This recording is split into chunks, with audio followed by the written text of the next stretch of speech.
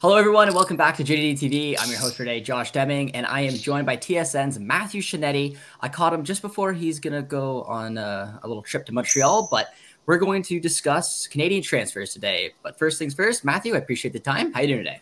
Good to see you, Josh. All good, man. All right, let's get right into it. At the time of recording, we're recording pretty soon after this has kind of been out there, but CF Montreal have acquired Canadian international Shaquille Marshall-Rutty from TFC. You reported it first. Tom Bogart has put out some stuff on it as well. Initial $850K in GAM, but it could rise up to 1.3. There is a sell-on clause for Toronto, and you just said that Marshall-Rutty is looking to maybe sign a deal with CF Montreal. So can you tell me a little bit about the transfer? And is there a potential that he's looking to settle in at Montreal, or is there an opportunity for him to maybe go to Europe? I think this has been an important season for Shaquille Marshall-Rutty. Certainly, if he's getting this move, I know the TFC fans, if you go on social media, are not happy about the transfer, because I think for them it's another example of TFC moving on from an academy product. But it's been an interesting few years for Shaquille Marshall-Rutty since he went over to Europe and England and was in all of those trials with Arsenal, Liverpool. For him, I think there's been a lot of growing. Talking to those around him, kind of a refocus in his career, and certainly you could see that in some of the displays that he had early on for Toronto FC. This opportunity now with Montreal, though, presents him two things that I know he wants. One is regular playing time, and two is an opportunity to crack the Canadian men's national team. Getting to Europe is certainly on the minds of a lot of players right now, but getting regular playing time for him, still developing, still a teenager. I think sometimes we forget just how long Shaquille Marshall-Rutty was with Toronto FC. But this is a fresh start for him. And certainly Montreal, and I know it's been a topic of conversation with a lot of CF Montreal fans in terms of, the purse strings over there and their desire to build on their roster. But the one thing about CF Montreal, undoubtedly, is they have sent many players to the Canadian men's national team and have had a handful of players move on to bigger opportunities, particularly in Europe.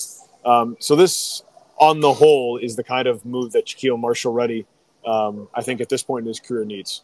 Now, do you think Shaquille Marshall-Rutty, looking at Alistair Johnston, Ismail Kone, those type of players that really developed at Montreal and moved on to Europe, that's probably a big part of it as well?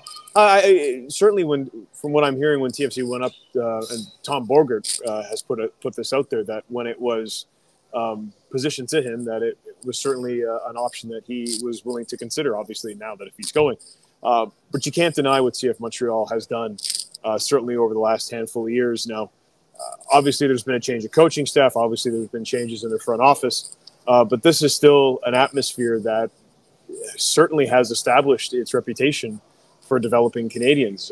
You nailed two of them, but you also certainly can't overlook Joel Waterman. You certainly can't overlook Kamal Miller, and certainly the way that Sam Piette and his reputation with that franchise certainly helps all Canadians who pass through Montreal. So this is just, I think, a real nice fit for Shaquille at this point of his career, and just provides him that kind of extra motivation and springboard to the goals that he wants to achieve. That's good. I hope that he's able to achieve it. And I just know that TFC fans on Twitter right now are not too happy, saying, sending a young, promising Canadian to your rival, not always a thing that will make the fan base happy. But we'll move on to our next player here. We got Liam Miller, who looks to be pretty much done that move to Hull City. Medical is done. You reported that the deal is between €2.5 million, could rise up to 3. Any update on that move? Is pretty much just waiting for the official announcement now? Yeah, pretty much. This has been something that has been cooking in the works the last few weeks. And it's not just Hull City that we're going after Liam Miller. Sheffield United were in. Leeds United were in.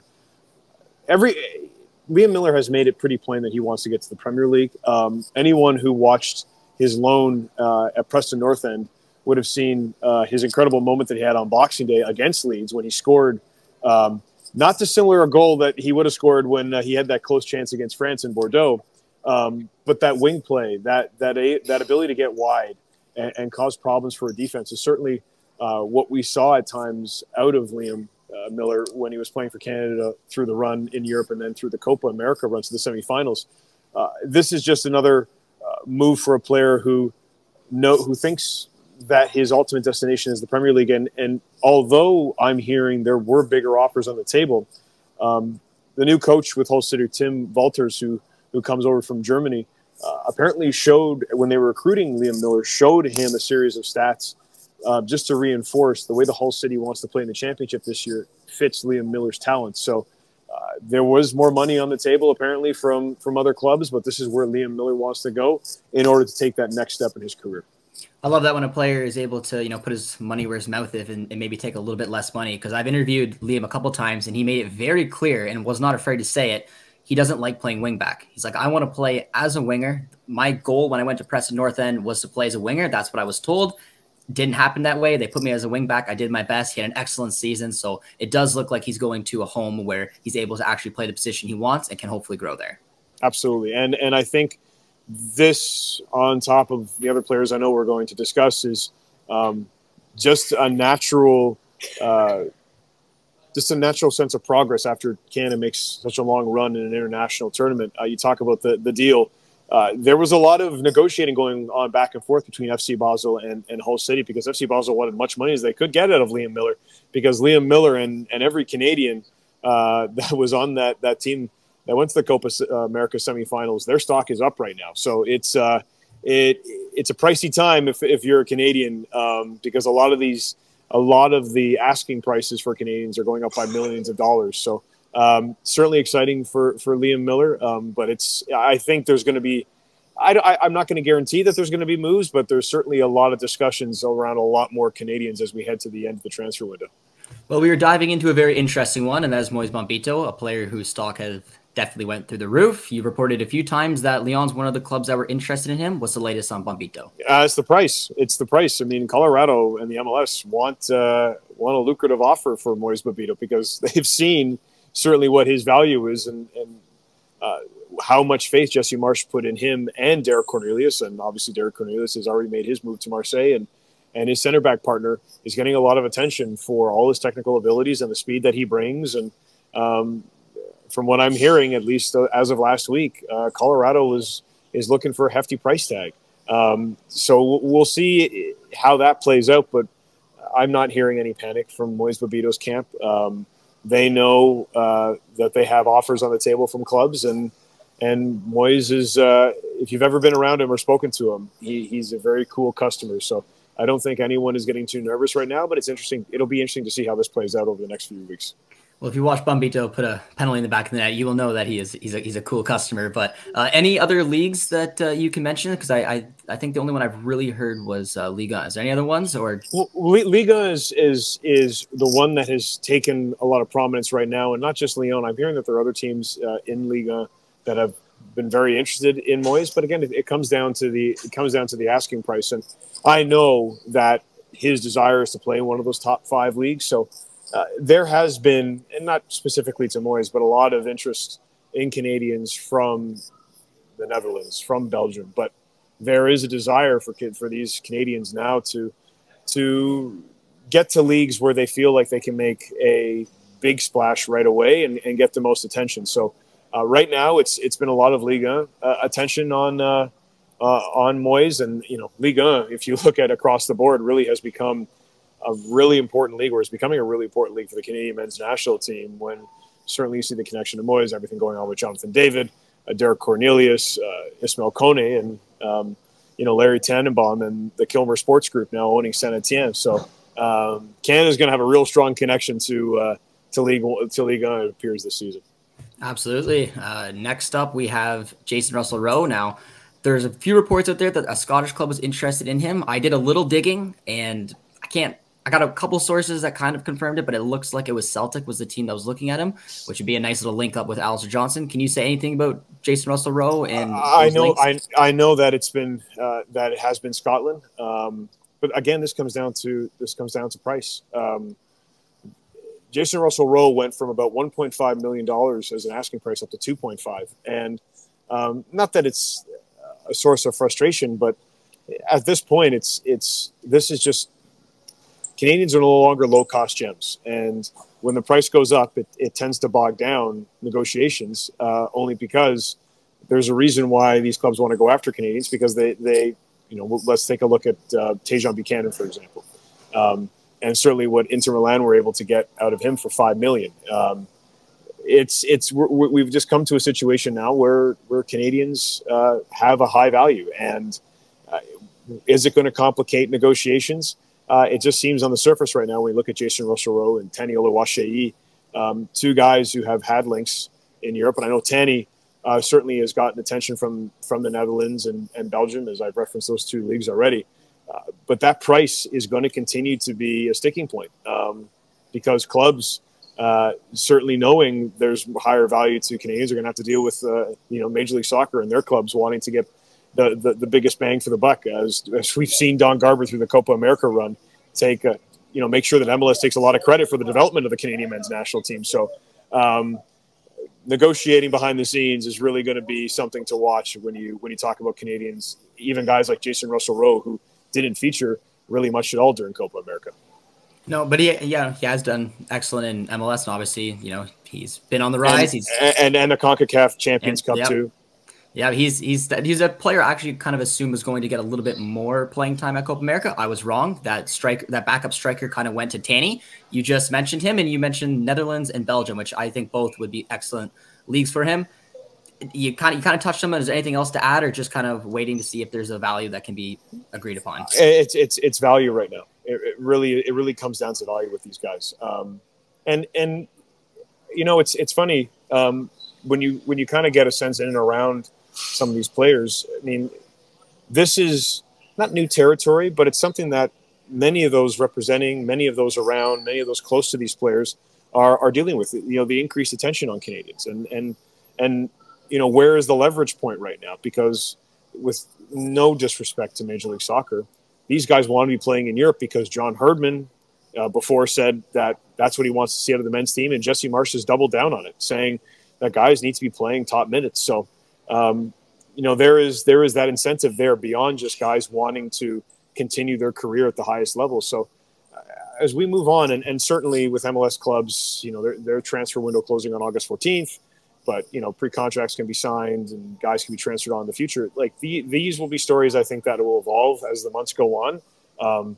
But of course, naturally, everyone's looking at the two biggest names right now to see what happens with them, which is Jonathan David and Alphonso Davies. So, Canadians are on the rise right now, man. I don't mean to go ahead and repeat myself, Josh, but it's just that's what we're seeing is that Canadians are now the hot commodity that everyone wants to go ahead and get a good price on. But Major League Soccer also wants to make sure that they get something out of their investment too. So I was going to end on Davies and David, but I'm going to throw it back over to you. We're going to end on a different player.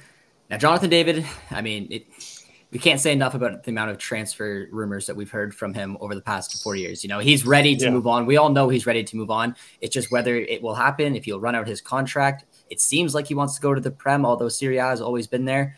Do you have anything on Jonathan David that can maybe calm Canadian fans down to not assume that he's going to spend another season at Lille, or not? You know what?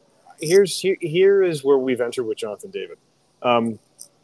For those, preceding 3 years out of the 4, there was so much speculation with respect to the top teams in the top 5 leagues. How close was he? We saw the rumors to Tottenham. We saw the rumors to AC Milan. Certainly, we've seen some talk to Manchester United. There was a story about West Ham and a deal falling through with West Ham. There is really a lot of relaxation around Jonathan David because given his track record, especially last year, now not the start of the year, but the end of the year, there is a lot of confidence that form is going to continue into the beginning of the season. And it really is a bet on yourself moment for Jonathan David, because if Lille isn't willing to meet the asking price of any of these clubs, well, Jonathan David's in the final year of his contract, much like Alphonso Davies is. And he now, through his own play, can set the market if he wants, because once we tick over into September, we get closer to January, well, he can sign a pre-contract and there's no transfer fee that goes to Lille. And if you're Lille, that's disappointing because you want to get a return on your investment. Now for Alphonso Davies, the same thing applies, but it just feels like everything is quite quiet and really pensive around Alphonso Davies, because this is a huge, huge decision in his career. There's only two things that are going to happen. Alphonso Davies is going to sign a new contract with Bayern Munich. Obviously they're honorary president, Uli Hoeneß, has a reputation for hard negotiating, and saying that they're willing to move on from Alphonso Davies if he doesn't want to go ahead and sign a new deal, I think is just posturing. But I know that those around Davies are keeping a lot of things close to the vest, because this would be a huge moment for Davies in terms of either cashing in on a new Bayern deal, or if he's moving, he's only going to 2 or 3 clubs, and that's going to be Real Madrid or Manchester City. We're talking about the tippy top clubs here. But given all of the anticipation that a lot of Canadians had, certainly with Alphonso Davies and all of the speculated moves to Real Madrid, and with Jonathan David and how long we've been waiting for him to make a decision, or Lille to make a decision on who they're going to sell him to, both camps just seem to have this sense of calmness, being like, okay, well, if the deals don't get done, we're going to have a lot of leverage in our hands, because then now we can go directly to clubs for no transfer fee and just sign our personal terms. And once we get to January, sign a pre-contract and we're gone. So it's just part of the, again, this whole new realm, this whole new frontier for the Canadian men, trying to find where their leverage points are in a very, very ruthless, not always clear transfer market. So I would be excited if you're a Canadian fan, because listen, if Jonathan David stays, then he has a reputation of scoring a boatload of goals for Lille, and they're always in a highly competitive part of the table in Ligue 1. And then, if you're looking at Alphonso Davies, well, if Alphonso Davies continues to be Alphonso Davies, he's going to be one of the most highly sought after, most coveted signings of 2025. So maybe they don't move before September, but that doesn't necessarily mean that there isn't going to be a ton of attention around Jonathan David and Alphonso Davies.